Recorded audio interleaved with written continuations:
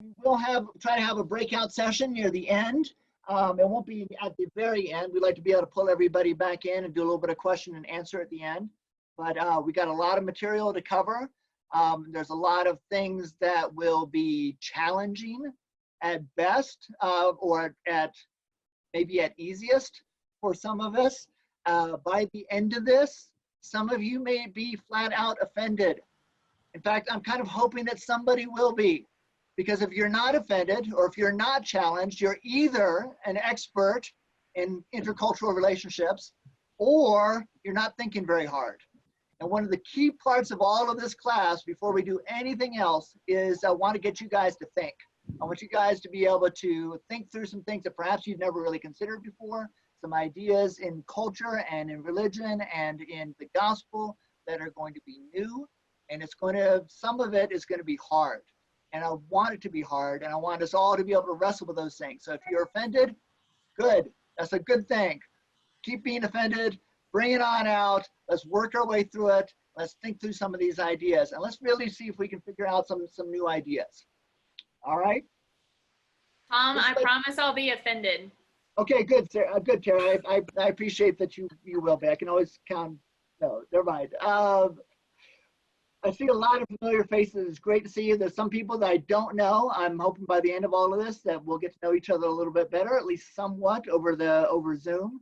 It's hard to make new relationships over Zoom, but it's still great to see faces. So, couple things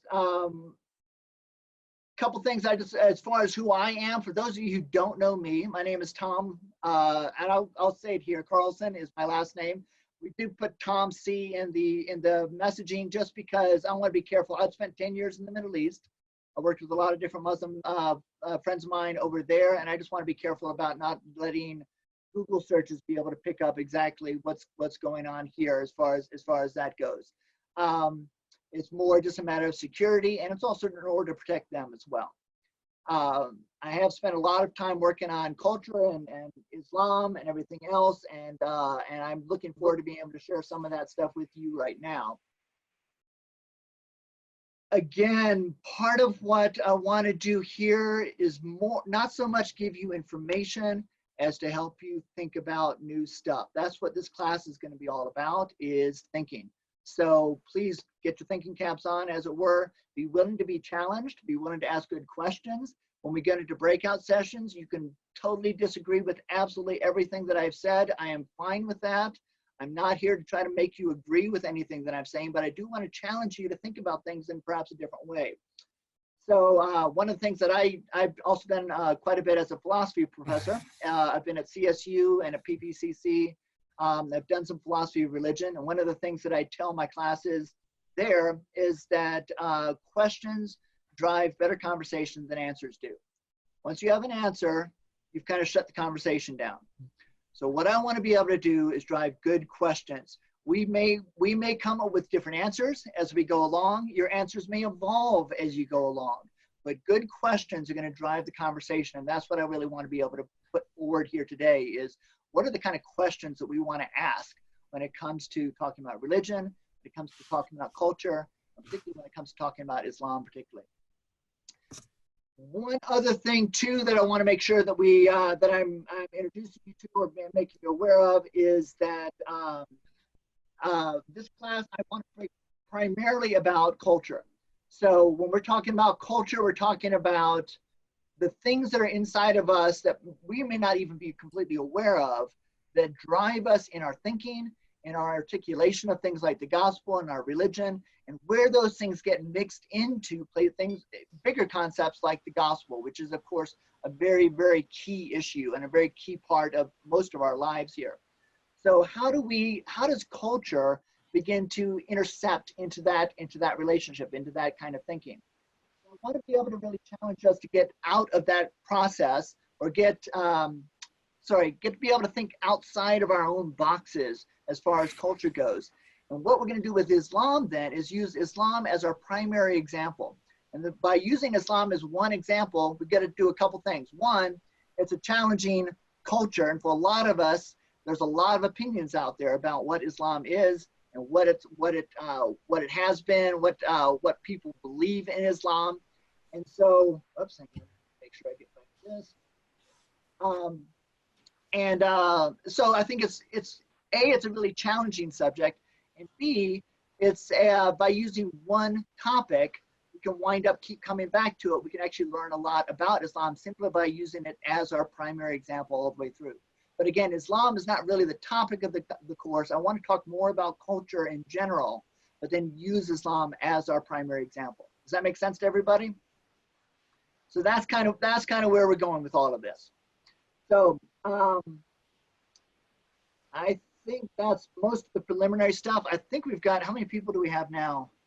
38. Okay, we got, I think there's a few more that are still out there that maybe haven't logged in yet, but perhaps we have lost a couple, and maybe we'll just have a few others trickle in as time goes on.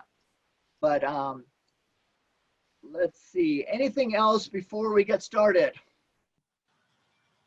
Any other questions? You could just raise your hand and put on your microphone. You need to. We all set? Oh, one other thing I need to tell you too. Everybody that is here, if you want it, there's a gift that Mr. Jim Van Meter over there is going to make sure that he provides for you. It's a translation of the gospel.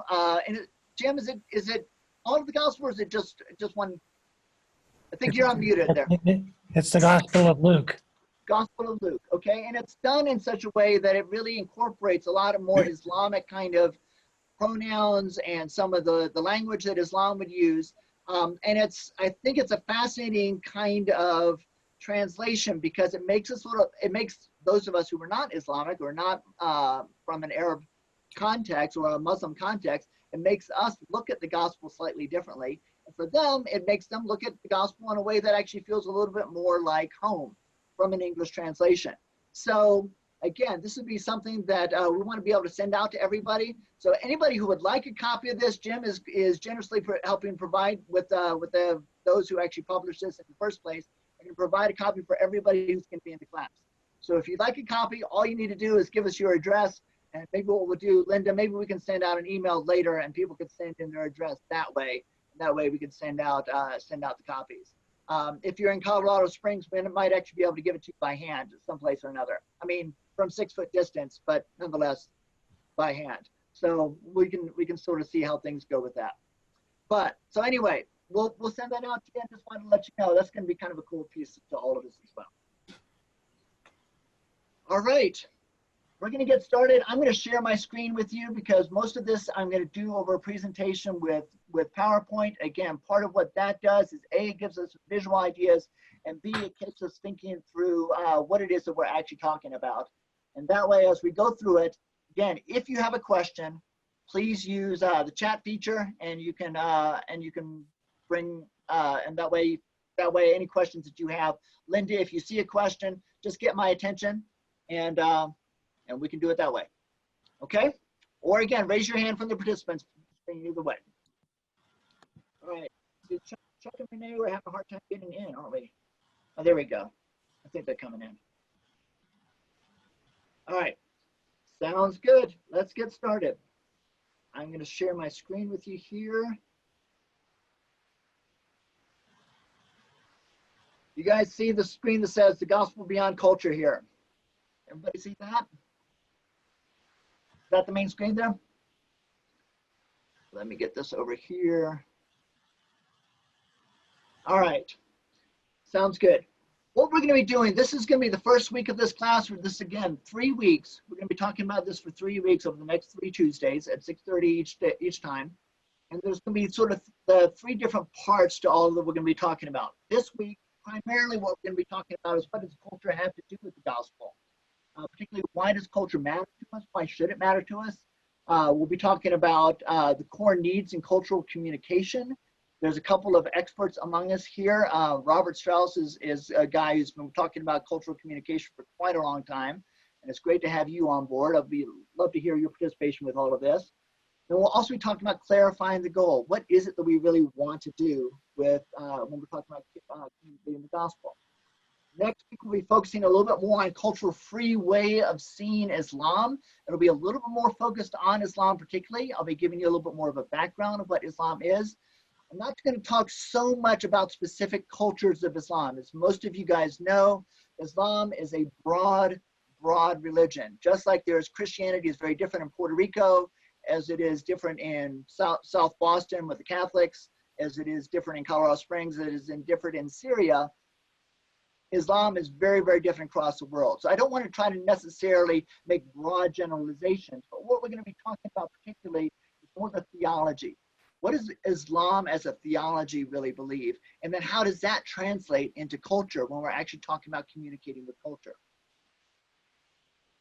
We've got 4 people in the waiting room there too. Then the very last week, we're going to be talking about contextualization particularly. And if you haven't had a chance to be offended by the last week, I will make sure that you get a good chance to be offended by that very last session. That last session will be tricky, but I think it'll also be extremely enlightening. If you guys are willing to really stick with this process all the way through, we're going to be getting into really how do we actually communicate the gospel into a different culture, particularly one of Islam. Now, I don't want to advocate necessarily one way or another, but I am going to really talk about what does it mean to contextualize within cultures. How do you actually get the gospel into a completely different culture? Some of that can be really challenging for those who've never really worked with cultures before. So for those of you who have, it may still be challenging, but we'll see how it goes. Some of you may not be offended at all, but we'll see how it goes. Okay, so this week, goals for today, and here I'm actually figuring out which button I need to push. We're going to be talking about particularly why culture matters to believers, core needs in cultural communication, and clarifying the goal. What does it mean to have a gospel beyond culture? So I want to start with this. 2001, how many people were around in 2001 and can remember this event, can remember where you were 2001? I'm sure there's a lot of you that are out there, but there was, for me, I was at the gym with a couple guys that I was doing a college ministry with. I remember seeing Matt Lauer come on the screen, and he did one of these double takes where he was like talking about something else, and he said, "We'll be right back when we talk about," and you could see him just not believe what it was that he was hearing coming into his ear about planes hitting the World Trade Center. And suddenly, the entire world was stunned, especially America was completely stunned. And before that point, Islam had been at least somewhat in the American conscience. But at that point, everything changed, because for the first time really ever, Americans across the board, no matter what race, no matter what religion we were in, everybody wanted to try to understand what just happened. And we were being told this was done by Muslims. What is Muslims? What does that look like? Who are these people? Why are they doing this to us, as it were? I remember as I was sort of watching this space happen, that there was a series of 3 different opinions that kind of seeped out over the first few weeks after September 1, 2011. Or September 11th, 2001. September 11th, 2001. There was 3 different opinions that sort of seeped out across the space. The first one came out in George Bush. He made an announcement to the Joint House of Congress, and he said, Islam is a good and peaceful religion. And for a little while, everybody said, okay. You could sort of see it sort of settle on people, that people were like, okay, maybe this wasn't the religion. Maybe this is just an event. A couple weeks later, a couple of dissenting voices started popping up, like knowledgeable dissenting voices that said, well, actually, maybe it's not quite that good.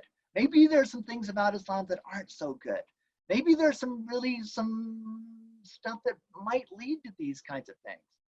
So people weren't really sure. And okay, maybe it is a mixed bag. Maybe there's some different things. About a week and a half later, or 2 weeks after that, and it came largely from the political right, there came a particular point of view that said, this September 11th is Islam. This is a true expression of what Islam is. Islam is an evil, evil religion. Now, I am only bringing this up because that was the point where so many of these opinions came out on the American scene. Those opinions still exist all through the American culture. I have heard people in all walks of life hold one or all of those opinions in various different contexts, among churches, among secular people, among all sorts of different types of people. I have seen these kinds of opinions still pop up. But there's a problem, because there's a problem with all three of those opinions. And it's not the opinions themselves. It's how we got to the opinions. It's why we have those opinions.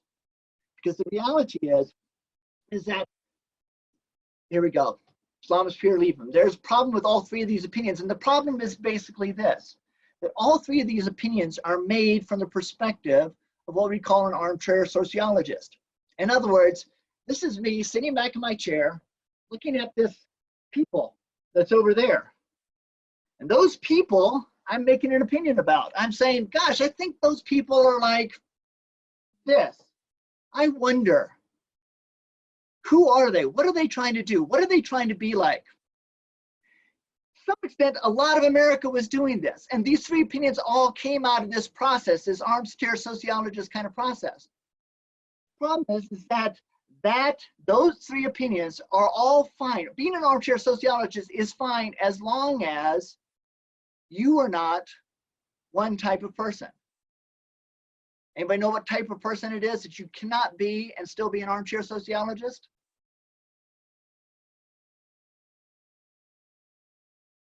Unless you're a follower of Christ. If you are a follower of Christ, we don't have the option of being an armchair sociologist. As a follower of Christ, we have a mandate. It says, love the Lord your God with all your heart, with all your soul, with all your strength, with all your mind. Love your neighbor as yourself. This was said right before the parable of the Good Samaritan, where Jesus explicitly said, those who are our neighbors may be those that we don't like as a society. For the Jews, it was the Samaritans. They were the ones that were not necessarily acceptable. And even if you can get beyond that one, the reality is that our command to love does not depend on who loves us. Even our enemies, even those that would seek to hurt us, are still warrant our love if you are a believer in Christ. They warrant your engagement. And not only that, we've been called to go to them. In the Great Commission, every single person on this earth, whether they are ones that are our enemies, whether they're our friends, our calling is not just to love them in some kind of vague, nicety, generous kind of way. We are to actively seek them out. We're actively meant to go to the very ends of the earth, which includes every person, even Al-Qaeda, even the Taliban, even those that would hurt us. We are called to reach all the ends of the earth. And in reality, the gospel of the kingdom will be preached in the entire world as a testimony to all nations before the end will come. We're called to actually do this, and we're told that our task is not going to end until every person is reached, or every nation is reached, every ethne is reached. And if there's one particular part of the world that you don't particularly like, don't go to heaven because they will all be there. Every people from every tribe, every nation, every tongue, every language are going to be in heaven. They're going to be surrounding the throne with us. And that is part of the glory that we share with all of this. So I'm making a challenge to not just those who would have one of the third opinions of this of Islam, but for all of us. That our calling is not just to be nice, not just to accept, it's not just to love, it is to engage. We're called to do an engagement process with every single people of every single tribe, of every single language, of every single nation on this world, and that includes all Muslims. So our opinions, our investigation are really just about a context for a relationship or a strategy for communication. When we're considering culture as believers, what we're doing is we're trying to figure out how do we best have a relationship with these people? How do we best communicate with them? It's not about trying to figure out who they are over there. It's not just simply about being able to see them as a different kind of person. It's about how do we engage. And once we have that strategy, then we need to go about doing it. Does that make sense? Everybody with me on this one so far? Okay. So, big question then next is willingness to engage, is that really enough? Is just being willing to engage all that we really need to do? There's got to be more than that as well. So I want to take you through a little bit of a thought experiment. I've used this a number of times in more live settings. This is going to be the first time I've done this in Zoom, so we'll see how it goes, but hopefully you'll still be able to communicate. I want you guys to imagine that we're out in space. All right, and we're flying around in a rocket ship. This is us, and there's another rocket ship that's flying around as well. And both of us are out with a mission to make sure that we protect the world from, we're Space Force, okay? We're trying to protect the world from aliens, from asteroids. Not that that's what Space Force, I'm not trying to say that. I'm just noting that asteroids, anything that might hurt the Earth, we're trying to protect the world from that, okay? Now, it just so happens that while we're wandering about, 3 asteroids come into view. And these 3 asteroids, one of these 3 asteroids is going to hit the Earth if we don't do something about it. So, the problem is we are within range of home base, so we can find out which one of these asteroids it is, and it happens to be, as we're looking at it, the red one, the one on top, and they have a clear shot. So they don't know who it is, but they're the only ones that have a clear shot. So we have to communicate to them which asteroid needs to be hit. Now, there's a problem. And this is that unbeknownst to us, our porthole is yellow. Now, if you've ever worn amber sunglasses for any length of time, you'll know that you see the world kind of yellow, but after a while, you kind of forget that it's yellow. You sort of go through, the blue looks a little bit bluer, the greens look a little bit greener, and white looks a little bit yellow, but you just sort of recognize that everything is just the color that it's kind of is. Even though it's all shaded yellow, you just forget after a while that you're looking through a yellow screen. So we've forgotten completely that to some extent our screen is yellow. The other problem is that their screen is blue. And so they've got the same problem. They've forgotten that it's blue. They see everything a little bit blue. We're out in space, so we can't really talk about top and bottom because we're all swimming up and down. We're all turning this way and that.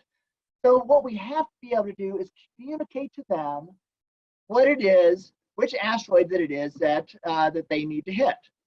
Now, what do we see as we're looking at these asteroids?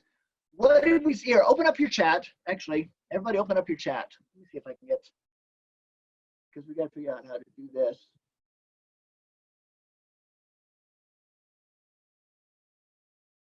I'm not. Oh, there. Nope. There it is.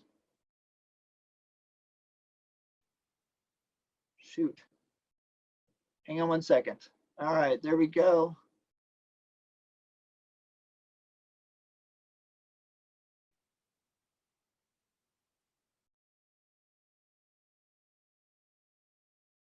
Sorry, guys. All right, let's try this one more time. All right. Screen 1.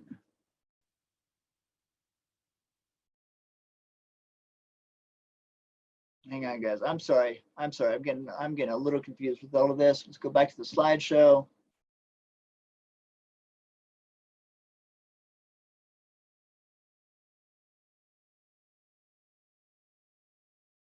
Why is this not working? Okay, slideshow, screen 1.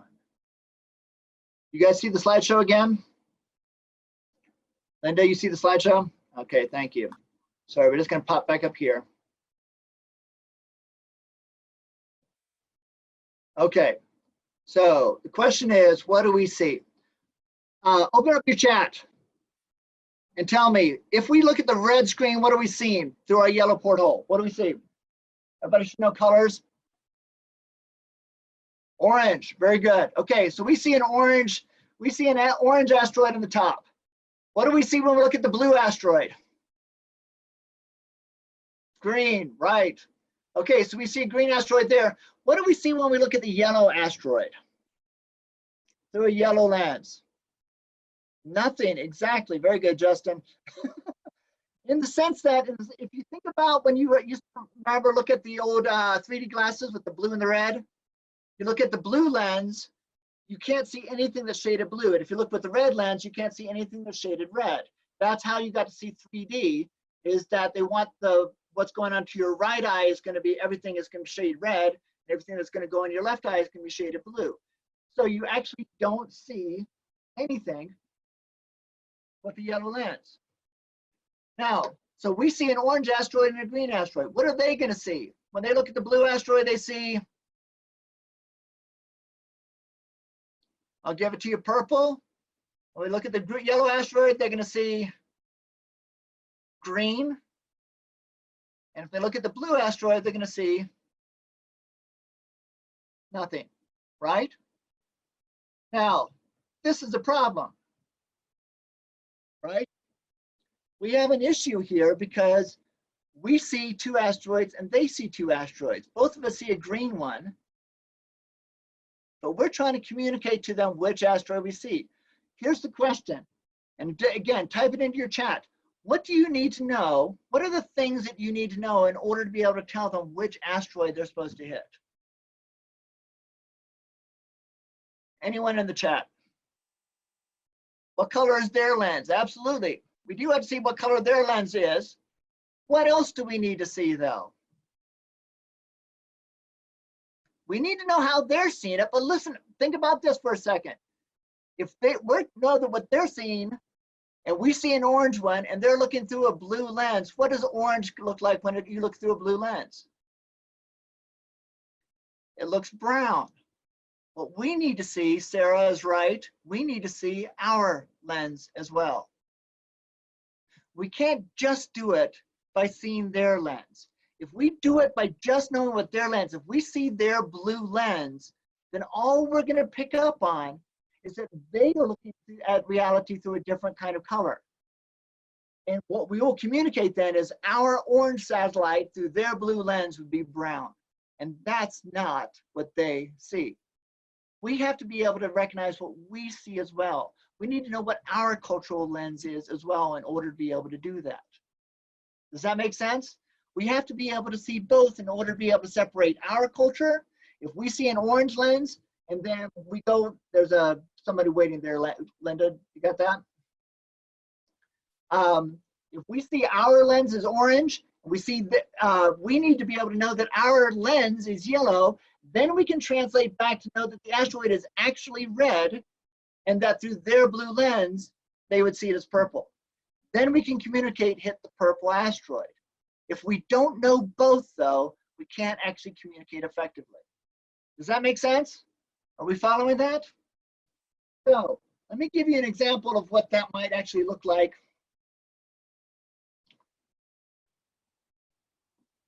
About women in Islam. When we see women in Islam, we look at it through a particular lens. We see it one particular color. They're going to see it a completely different color.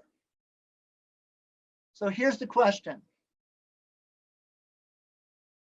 When you see this, when you see a man walking in front of his wife down a street, what do we as Americans see?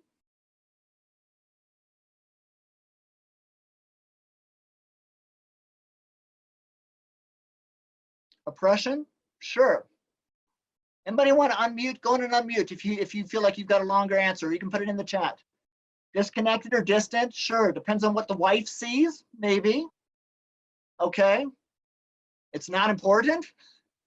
I think most of us see it as very important. In fact, the picture on the bottom actually came out, patriarchy, sure. The one on the bottom actually came out of an article that said that a husband had divorced his wife because she tried to walk in front of him. When you hear that, what do you think? Most of the time we think the woman's not important. It's submissive. There's a patriarchy. She's less than him. Now the question is, why do we see that? What's your lens when you're looking at this picture? Take off your mute if you want to answer this. What's your lens what are the values that you are seeing through your lens when you're looking at this picture? Can anybody make a guess at that one?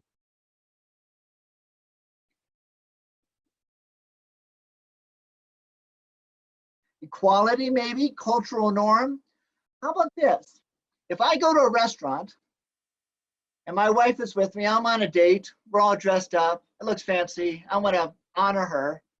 What do we do when we come to the door? I open the door for her, right? And then I let her do what? Go in before me. What? Go ahead, Yeah. Judy. That's what I was going to say, open the door. Yeah, I open the door Go for in, go in ahead. Okay, right. Now, why am I doing that? What am I doing? Why am I doing, how about this? Sorry. What am I communicating to her when I do that? Respect. Okay, why? According to whose values? What's the Ours. value that I'm giving to her? Think about this. Think about this. What's the value that I'm communicating my value of her? What am I communicating? That she's worth taking care of? No. Right? It's true that she's worth it, but I'm communicating because I'm letting her go first. She She's takes number one. What? She takes what? She takes precedent. She takes precedent. Think about it this way, priority. Yeah. She gets priority. She gets priority over me. Do you see how that's honoring to her? She gets to go in first. So to me, to my Western value, that's saying she's number one. She's more important than I am. I'm giving her a value. I'm also opening the door. Why am I opening the door? Can she not open her own door? Is she that weak? Am I telling her that she's weak? Why is opening the door honoring to her? What's the value? Think about it. She's cared for, right? It's an aspect of serving. It's an aspect of serving, right? In other words, by serving her, what do you do when you go to a fancy restaurant or you go to a fancy hotel? Everybody comes out and serves you, right? So you don't have to do anything. I'm giving her ease. I'm allowing her to not have to do anything. All she has to do is walk in ahead of me. It's like she's a queen, right? I'm allowing her, I'm opening the door for her. Yes, ma'am, here, please, please, go in front of me. She goes in front of me, I'm giving her priority, and I'm giving her ease. Those are the two values that I'm communicating to her, and through those values, I'm communicating, Luann, yes, you're right, that she's cared for. I'm honoring her. Now, here's the thing, though. Those are my Western values. What if I were to tell you that in Islamic values, the primary values are privacy and protection? How would I communicate those values to somebody else? If privacy, if protection is the most important thing, should I let somebody go in first? For instance, the President of the United States. Does the President of the United States ever walk in front of the Secret Service? No, he doesn't. Is that because they're more important than he is? No, it's not, okay? In other words, Secret Service walk in front of him because they're protecting him. They're guarding him. They're making sure that he stays safe because he's too important for them to walk behind him. Does that make sense? There's two different ways you can honor a queen. Think about this. If you think about the old days when the guy would throw his cloak over the mud puddle and make sure that the queen never touches the earth. She never touches the soil. She never gets any of her clothes dirty. She gets doors open for her. Everything is cleared for her. That everything, the red carpet, they used to do the thing where they'd roll the red carpet out even over rocks. You know, they'd go to a village and the red carpet would still get rolled out so that she would never have to touch the ground. There's a place of service that honors a queen. That's kind of our culture. but there's also the soldier that runs out front and says, everybody off the sidewalk, everybody out of the road, the queen's coming through. Both of those things honor the queen, but they honor her in very, very different ways. If I were to, in a culture where privacy and protection are the primary values, if I were to open the door for my wife and let her walk in front of me in the position of vulnerability, they would say to me, what are you doing? Don't you love your wife? Why aren't you protecting her? Why would you do that to your wife? Open the door and just let her walk in where A, she could be hurt, or B, she could be exploited. People could look at her as a sex symbol. She could be, people could just look her up and down. When I walk in front of, when I go in the Middle East, I would open the door and I would walk in front, make sure that she you know, get in the door. But then basically what I'm saying is, hey, you want to look at her? You're going through me. I'm saying essentially, I'm protecting her. You guys don't have an option, okay? She is not here for your consumption. She is being protected. You guys lower your eyes. Does that make sense? So when a man's walking in front of his wife in the Middle East, what he's doing is he's being the soldier that's clearing the way for his wife. He's saying essentially, I'm going to take the position of vulnerability so that she can be honored. Does that make sense? The difference is not a matter of how you practice it. The difference is a set of values that you have in your culture. Our culture is pretty unanimous. We believe that priority is the first thing. But when there are points of protection, even the president will walk behind the Secret Service. To them, priority of protection is the most important thing. Priority comes later. So even though a woman is covered, she still likes her luxury. And you'll see her with her $1,000 Gucci bag under her arm, especially in the Gulf where they are very, very wealthy. And she's got like hundreds of dollars worth of shoes on. She's got gold embroidery down her abaya. Her eyes are very, very well made up. She's not there for modesty. She is showing off, but she's still showing off in a way that puts priority or puts protection and privacy as the first value, and the luxury and the ease as a secondary value, not the other way around. We would put the luxury first and then put the privacy and protection second. And that's what makes the difference. So the question then is, are they honoring women? And the answer would be yes. Yeah, go ahead. Justin, do you have a question? Yeah, Justin, go ahead. Yeah, you may get into this later on, so I don't want to derail it, but does that come because the root context of society is built off of the world is safe versus the world is dangerous? I mean, when I think about the way that Western values, you know, in the example you gave, well, the assumption is, well, of course the world's safe. Like, of course I can let my wife go out in front because it's safe to do so. Whereas obviously, if I felt the world was dangerous, then that would very much affect the way that we inherently treat people. You know, for our kids, we do the same thing. We don't let our kids walk, you know, out in the street, for example, because, well, that's the dangerous place to be. So does that come from a rooted context in culture that goes, I mean, is that part of the discussion at all?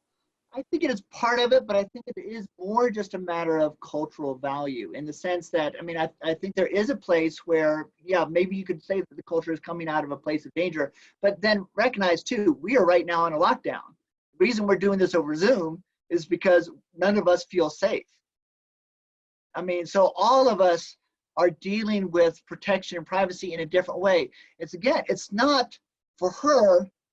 There is still a place where, you know, the Gucci purse and the expensive shoes, there's a place where, you know, the men will sort of fawn over the women a little bit as well, but it's a secondary value. The first value is protection. We also do protection. Okay, I mean, how many movies have you seen where somebody, you know, makes a inappropriate pass at somebody's wife and the guy comes up and he's the hero because he's standing up for his wife? He's protecting his wife.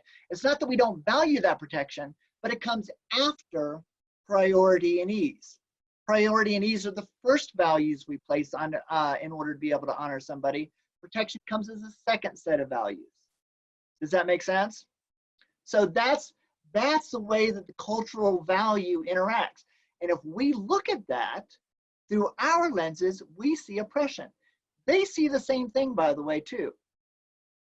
When they look at our women, for instance, think about the way that we treat women. Sorry, not our women, not when they look at our women. Sorry, that was kind of weird. But when they look at the way that we treat women, think about like if you go into, I don't know if there's still magazine stands in drugstores anymore. If you go into a Walgreens or a CVS or something like that and you see the magazine stand, what's on 50%, 60% of the covers?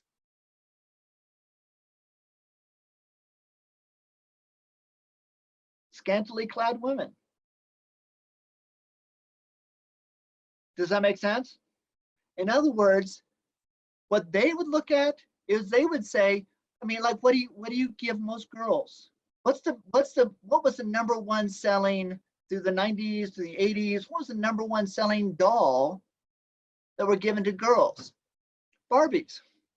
What does a Barbie communicate to a young girl about what she should be looking like in order to be valuable in society?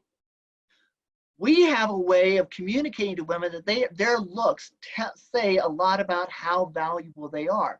We put them up on magazine covers. When somebody is beautiful, we put them up there for consumption. Who makes most of the pornography in the world? Which religious bloc?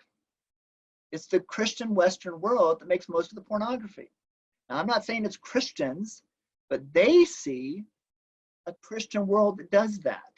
So a lot of their view of the way that we treat women is they say, you think we disrespect our women? You put your women up, you strip them down and put them up for public display. You put them up for public consumption. How is it that you can say that we disrespect our women? We cover our women. We treat them with respect. You can never go to a Muslim woman who is covered and treat her as a sex symbol. She's not a sex symbol. She's not there for you. She's not there for your consumption. She is there, and you have to treat her as a human being because she's not displaying her body. Does that make sense? But again, that's coming from their values, which is privacy and protection. It got to the point when I was in the Middle East that it was hard for me, even when there was a woman came, I think Sue Giblin is on the phone there someplace. Sue, I think I saw you there. Sue came out to the Middle East for a while, and whenever Sue was walking with us, she's not even a part of our family, but she would accidentally wander in front of me for a couple times. I got so much that I got so used to the idea that you can't do that. I've got to walk in front of you. I've got to protect you. It's not that you actually need protection on the streets of Dubai. Dubai is actually a very safe place, but there's still a place where, as a person of honor, I want to honor you, and honoring you here means walking in front. It means taking the position of vulnerability so that if anybody wants to mess with you, they got to come through me. And that's the way that people get honored here. Here, if I jumped out in front of my wife, people would think, well, what are you doing to your wife? Don't you love your wife? You're treating her as a less of a priority than you're treating yourself. That puts her in a position of submissiveness. So in both cases, they're looking at us and they're seeing that we don't respect women. We're looking at them and seeing that they don't respect women. But the reason is we both have a different set of lenses on our eyes. And we're seeing them through cultural ideas rather than being able to really look at them as from the values that the culture itself is dictating that kind of process. So you'd have to adjust your walking speed. Yes, you probably would. Is there oppression?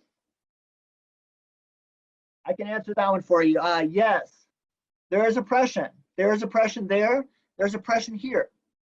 And one of the crazy things about looking at another culture is that when we look at a different culture, we are very quick to see where oppression or where what we would consider evil to be. We would see their oppression very, very quickly.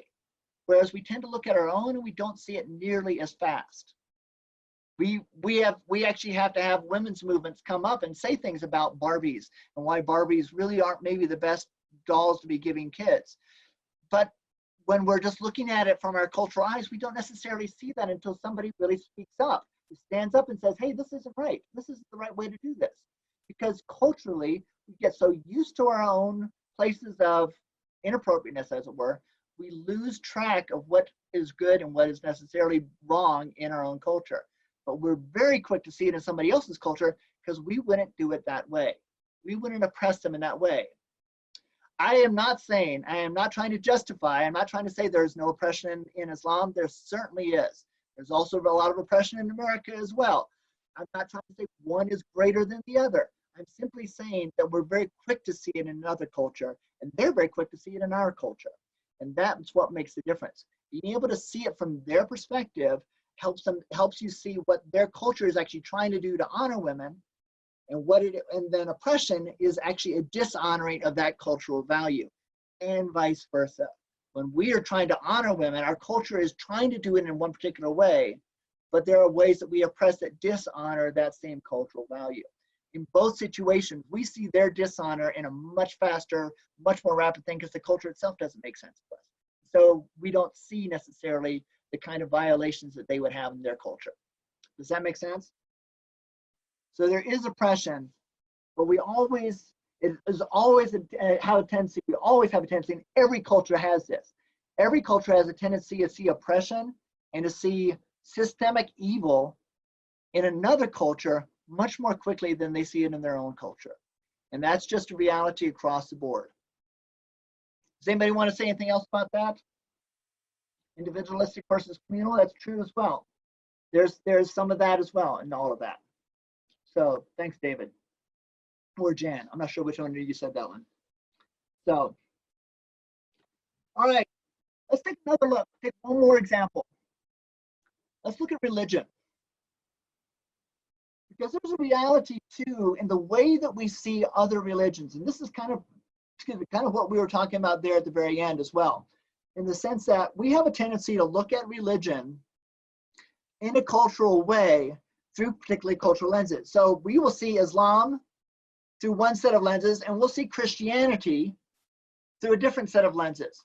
So when we're looking at Islam and Christianity, first of all, we tend to look at Islam through our lenses. We see the Islam that's out in space. We see the Islam that's on the news. We see the Islam that rises to the point where people actually notice it. So we see the guys wrapped in headscarves with the AK-47s that are shouting Allahu Akbar. We're seeing the places where it looks like oppression to us, and we're seeing that through our particular lenses.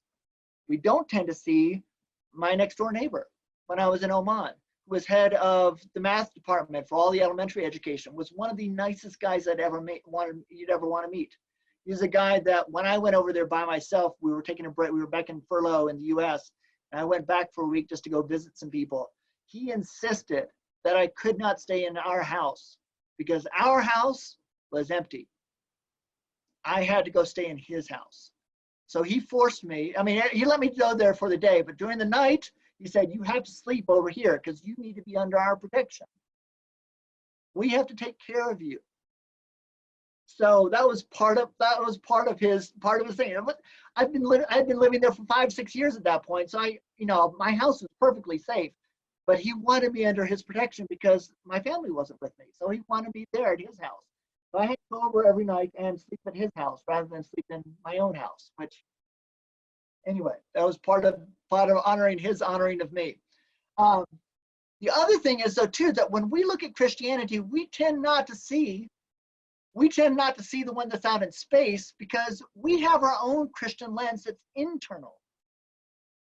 So when I say things like, the KKK is Christian, most of us go, no, they're not.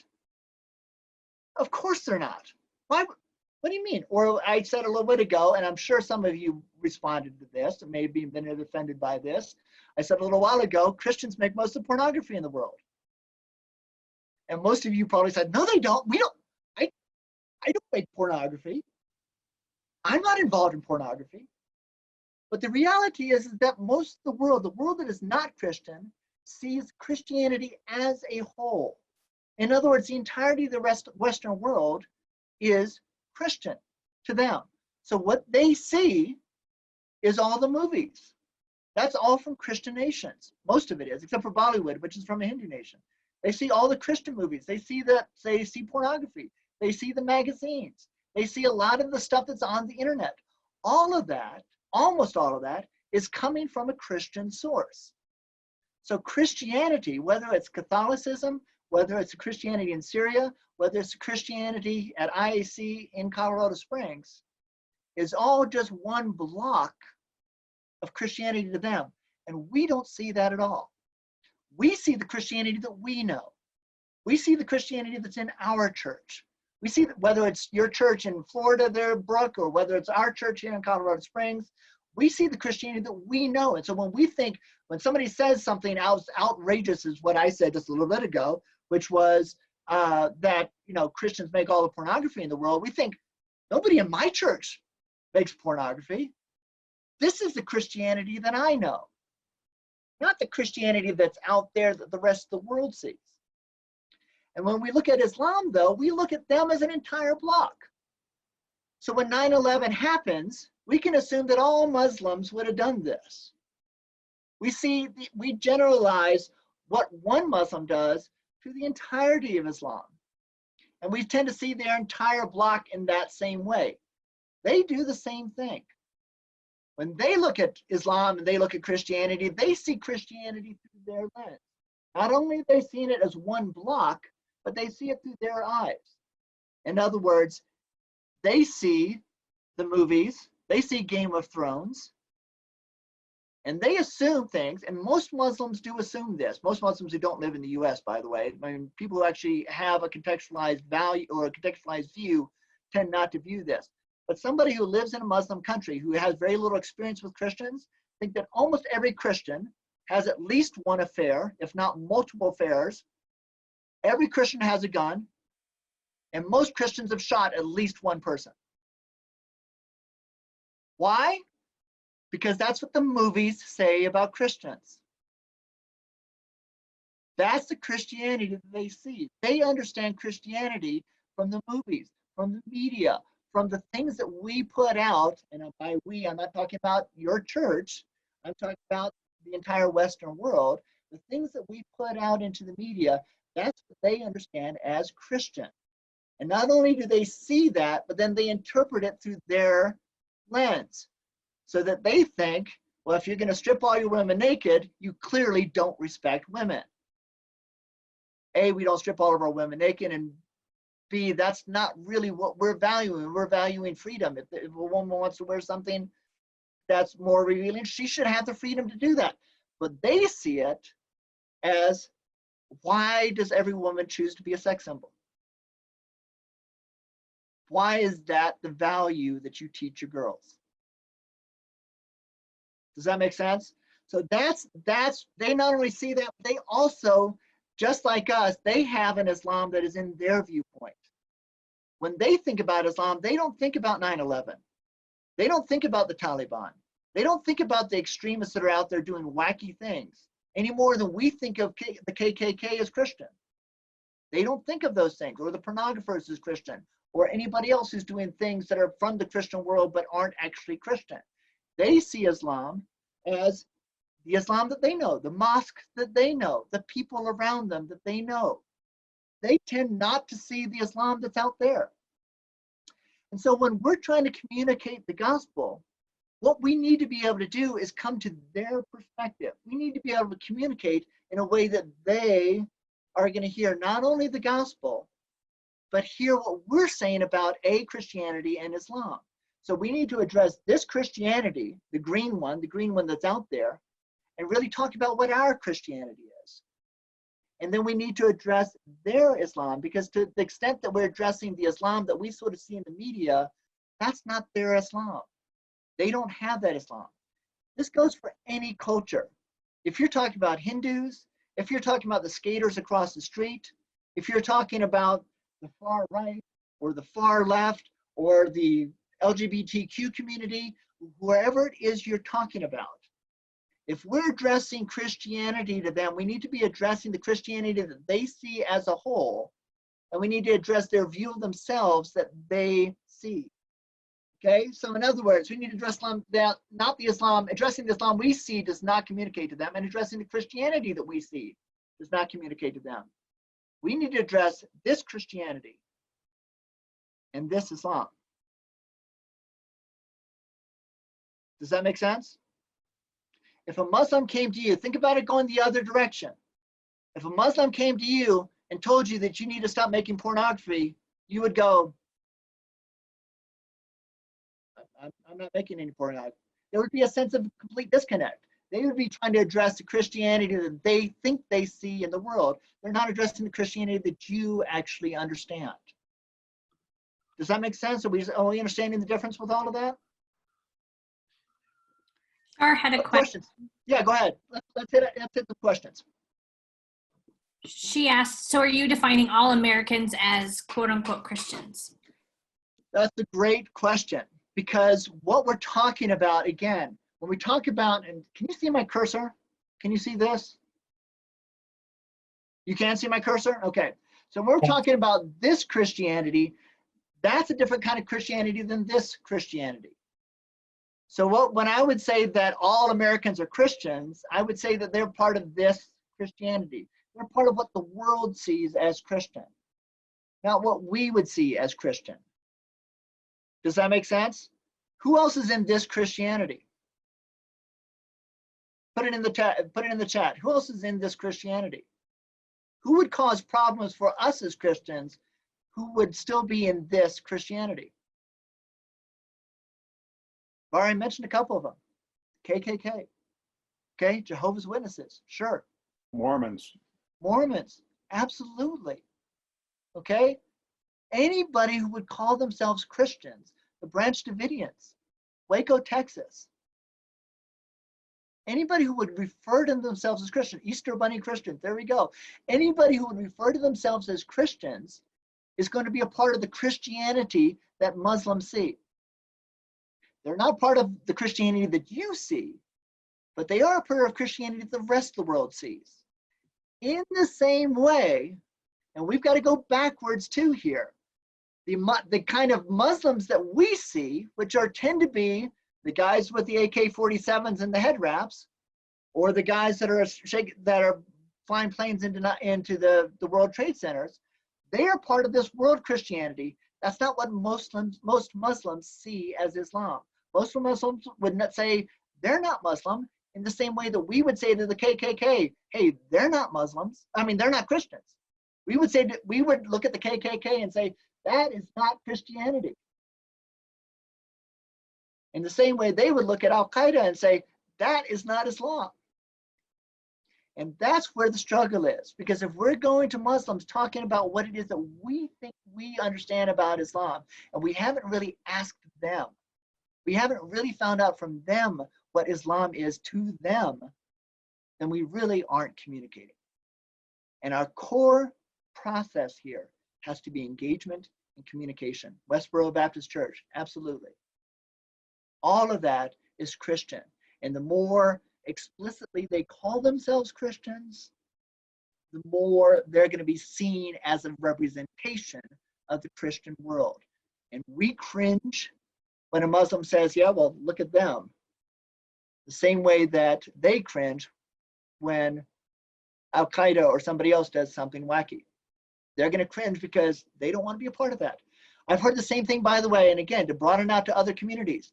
The Black community, one of the things I used to work with the inner city church in Boston. One of the things that I heard from a number of people there, where they would say things like, you know, as soon as some Black kid does something stupid and it shows up on the news, all of us just go, oh. Because that becomes a representation for the entire Black community. And it's not the way we see ourselves, but it's the way you're going to see Black people. And that's what winds up being the problem, is that we as outsiders see the entire block as a block. We as insiders see each segment of the block as different. They do the same thing. And that's what we need to be able to understand. When we're communicating to them, we need to not be communicating as the entire block. Other questions?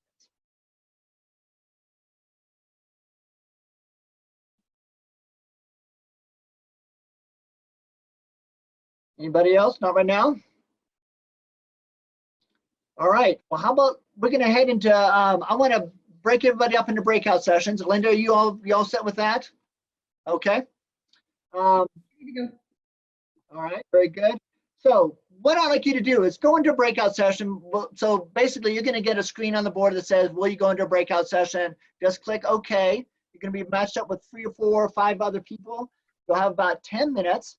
I want you to ask these questions of yourself. First of all, just introduce who you are. Tell everybody who you are.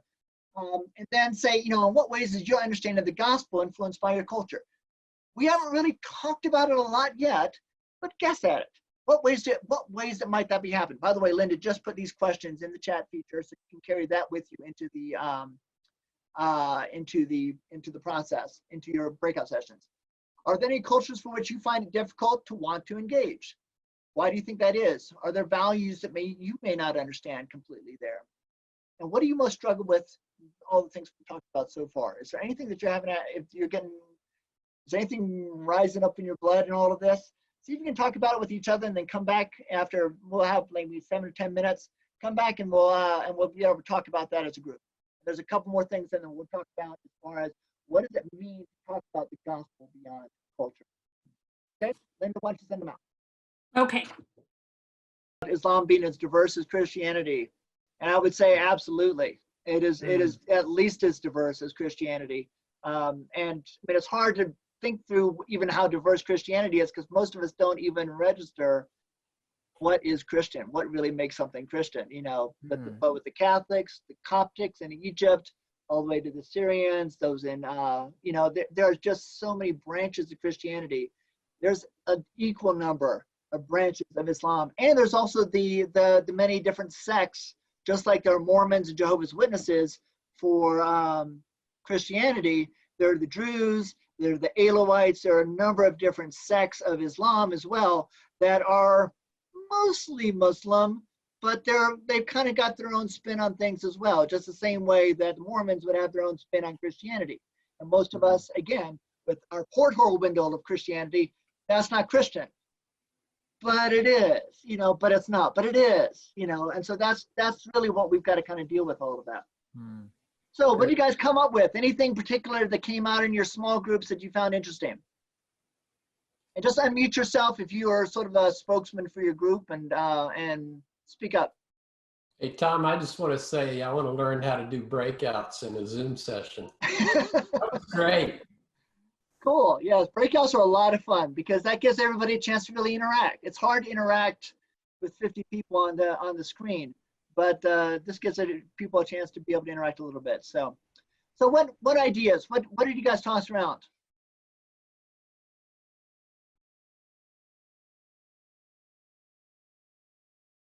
How Breakout critical session. it is to experience another culture before you can even begin to take off the blinders on your own.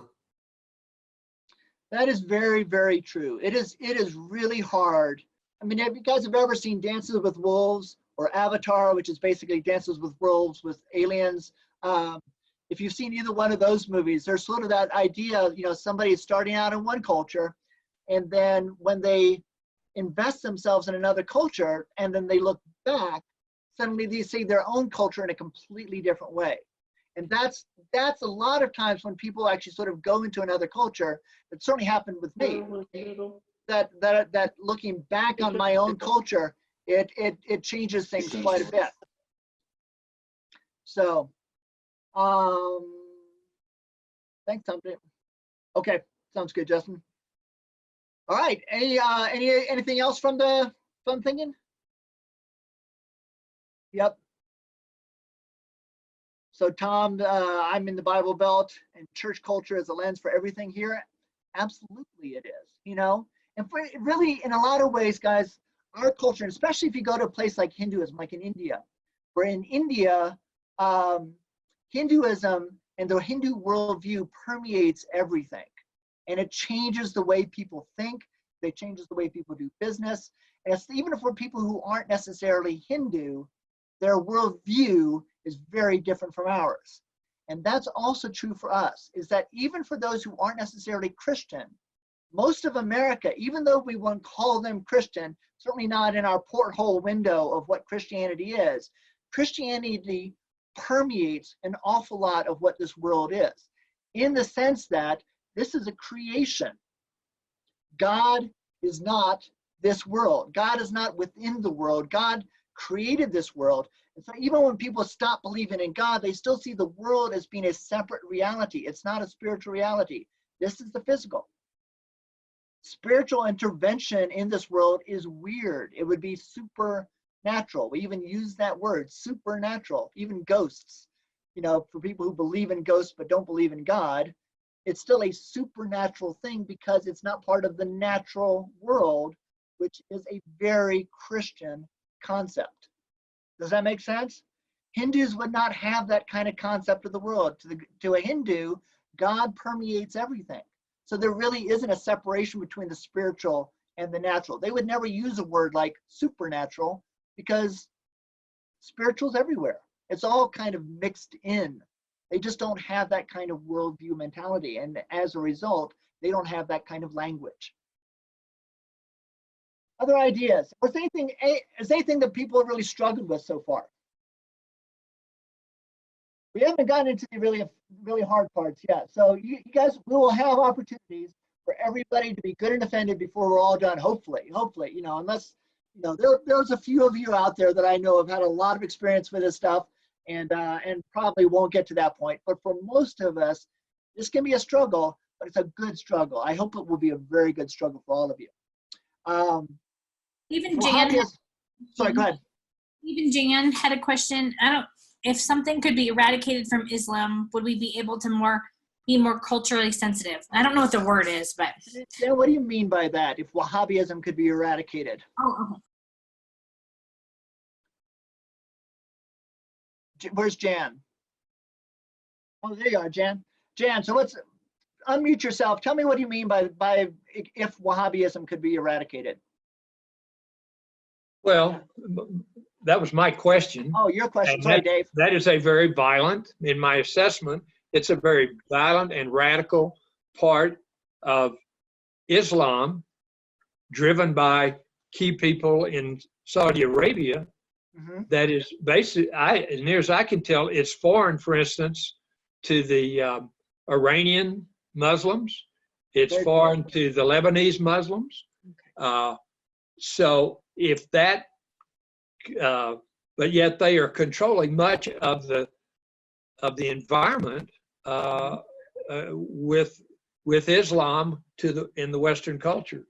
If those guys were gotten rid of, I would think you'd have a much more homogeneous Islamic religion.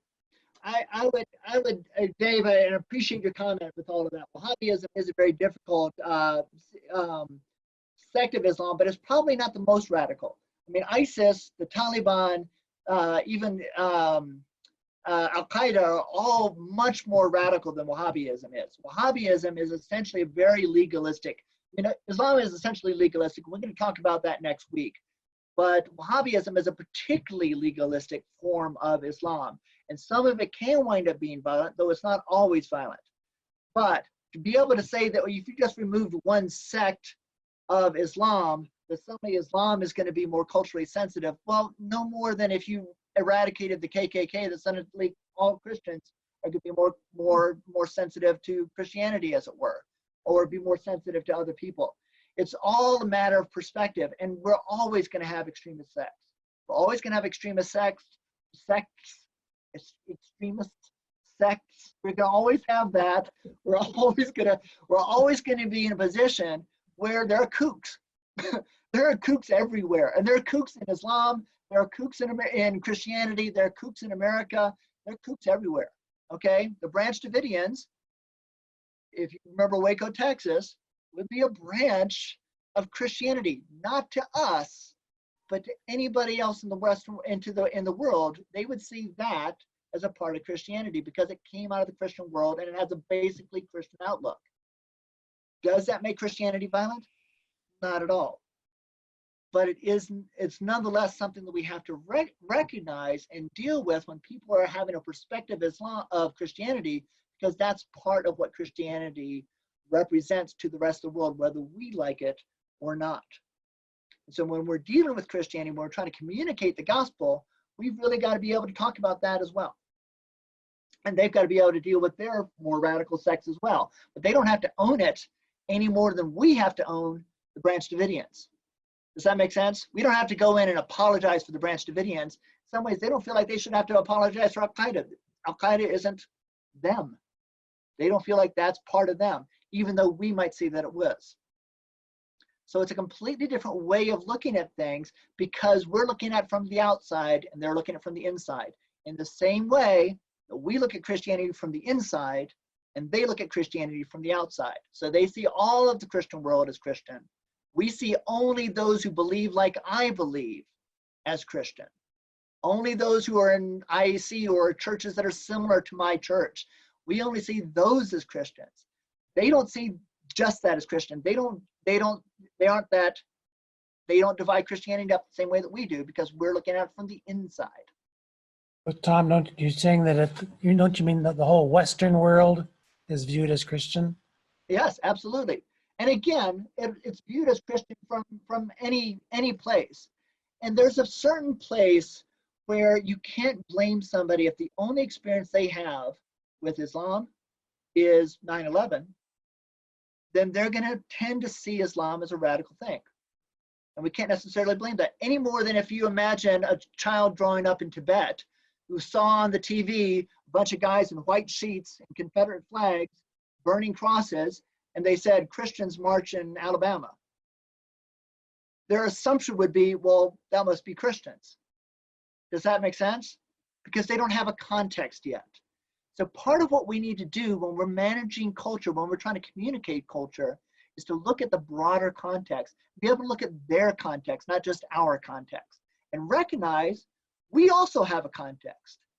We also have a perspective, and we both need to be able, to both see our lens. We need to see the yellow porthole on our ship, and we need to see the blue one on theirs. We can't just do it one way or the other. We need to be able to see how we tend to be biased about the world, about Christianity, and about Islam the same way that they are. But they're doing it from their ship. They're doing it from a blue porthole. We're doing it from a yellow one. Does that make sense? Sort of? We will flesh this out over the next couple of weeks and make this and hopefully broaden this out in a lot more ways. And again, in ways that may even be more challenging before we're all done. But I think it will really help us really think through, how do we really see the gospel in a cultural way? And what we're really trying to do, and let me go back to sharing my screen real quickly if I can do this right. There we go. Can you guys see clarifying our goal? Is that what you see? Okay. So part of what we're trying to do in all of this, hang on, let me get my other. Part of what we're trying to do in all of this is getting things down to its most basic part. Because if you think about this, when Jesus came to the earth, he came as a Jew. He was religiously a Jew. He spoke to Jewish people. He interacted with some Gentiles, but he even interacted with Gentiles like the Samaritan woman at the well. He interacted as a Jew. He didn't interact as a Christian. He came as a Jew, and his response, largely religiously, was to the Jewish world. Now, since that time, an entire religion has formed around the gospel. So Jesus came, he did what he did, and then as time went on, we began to create, we saw this gospel, the apostles saw this gospel that Jesus died for us. Jesus died for our sins. This is a tremendous thing. We are saved through the blood of the Lamb. Holy cow, this is amazing. How do you live it? How do you walk it out? Just knowing that and sitting in your living room is not enough. You've got to go out and do something about that. How do you worship? How do you engage in any kind of activity that reflects this truth that you now know? That process is the development of religion.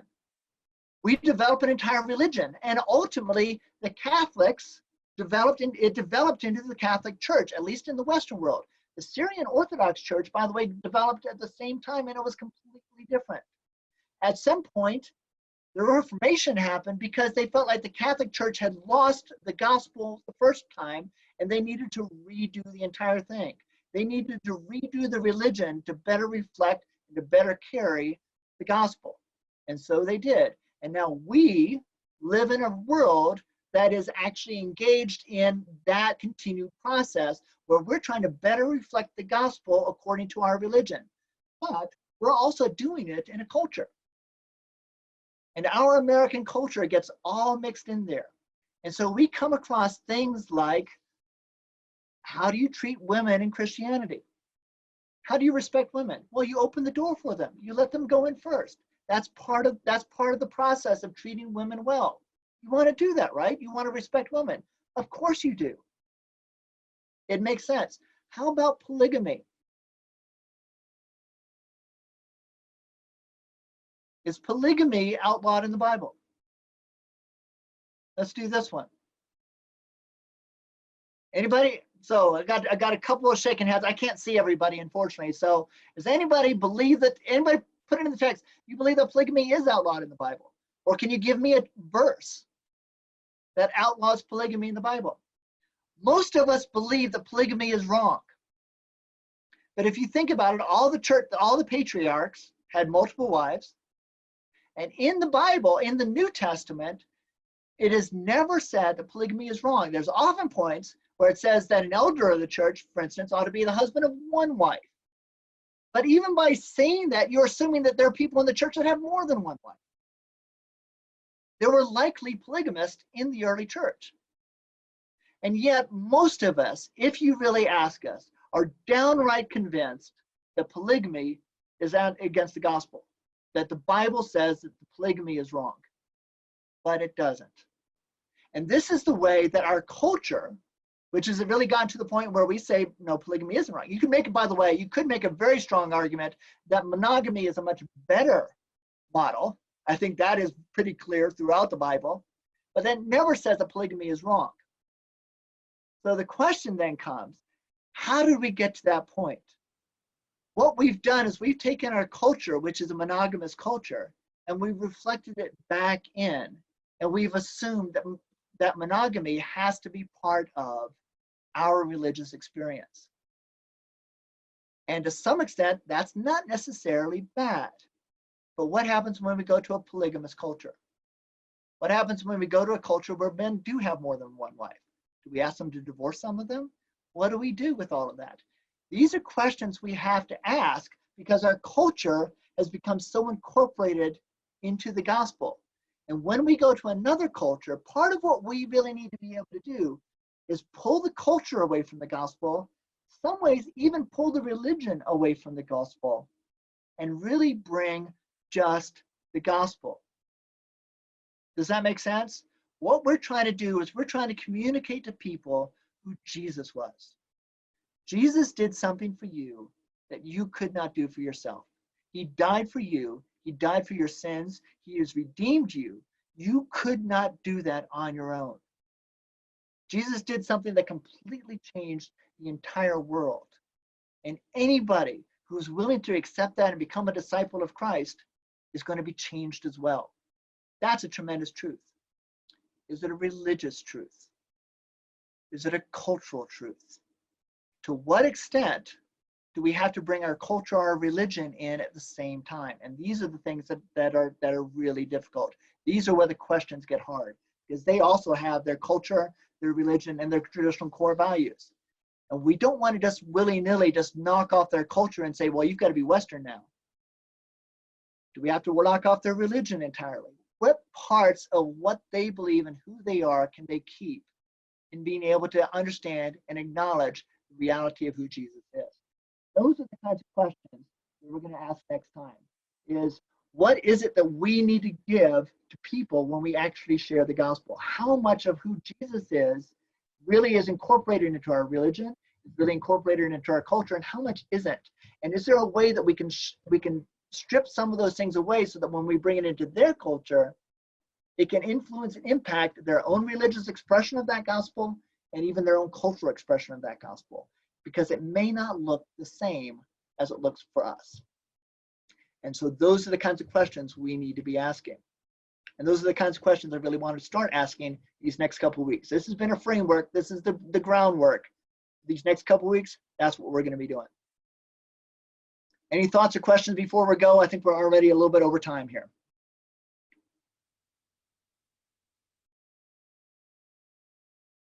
Anyone? Go ahead and unmute and just shout it out if you've got anything that you need to say.